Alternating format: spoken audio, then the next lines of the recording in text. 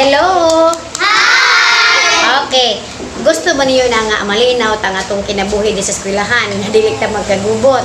Na natin pagong balaod. Okay. Karon magsugod tas mo na jud nimo balaod para malinaw gid ang ato ang kinabuhi kung dili jud ta mo para dili gid ta masaba magkasinabot ta. So ingani. Kung magwal si ma'am, walay mo tabi. Kung mo tabi manggali mo, di kalikayan, mag-in-English na naman mo. Kung di ka mo mag-English, so maghilom. So, kung ang mo tindog-tindog nga wala ipatindog ni ma'am, minus na punta 10. Ang kana pong di magtabi nga di ka bulong mag-English, minus na punta 10. Hala, pag abot sa ending-ending, wala na lang grado na nga up-up na. Gusto niyo mo ko yung grado? Motindog laman ta, manayaw ta. Motindog laman ta, patindog ni ma'am.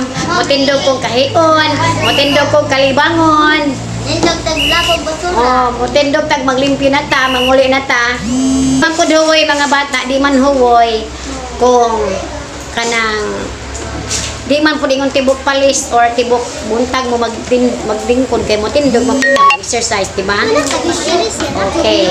So, nakasinabot ba ta? Sa itong balaod? Okay. Para mahilom atong kinabuhi din sa eskwelahan, magtuon na lang mo in-English kung magtabi mo. Nakasabot ba? Nos mo.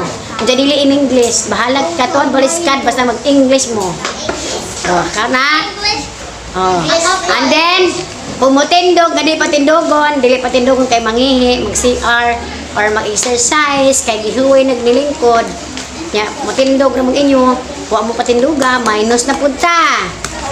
Plus mangupya pagkajod, minus na punta. Ang nabilin sa inyong grado ni Ok-Ok. Nakasabot ba? O, sa maipakita sa inyong mama. Huwag na mo'y zero, ipalaminate na yung zero. I-remembrance nyo sa inyong pagdako. Muna ipakita sa inyong mga anak na naka-zero mo ni ma'am. Nakasabot ba? Okay, sa bato na to, daily magsaba-saba. O dyan, gusto na nyo nga malinaw ang matarong inyong klase nga dili magkasakit si ma'am. Dili magpabadlong. Magpabadlong. Kung magpabadlong mo, keep quiet, Justin. Okay, kung magpabadlong mo, si ma'am magkasakit, kisa kanse. Oh, no! Kasi kay madamay, kay dili si ma'am kay ma'am naman. Kamao naman. O diya kay magpabadlong mo, nakasakit si ma'am, sa naitabo, dili na maka-eskwela si ma'am. Kisa may nakanse. Gusto namin yung si ma'am magkasakit? Okay, dili. So, kay buhaton. Mo, sunod sa balaod ni ma'am. Isa man ay magbuot. Si ma'am o ang estudyante? Ma'am! So, maminaw mo, masunod mo, kay kamura mo po'y mahimong bulahan. Nakasabot ba? Eh, kung dili mo masunod, dili mo mabulahan. Pero nalipay si ma'am kay nakabasa na ang akong gipabasa pag-start sa August. Yay! Okay, second clap. Ready, go. 1, 2, 3, sakay na. Again. 1, 2, 3, sakay na. Dorian clap. Ready, go. 1, 2, 3. Ayaw kay masamad na yung kamot.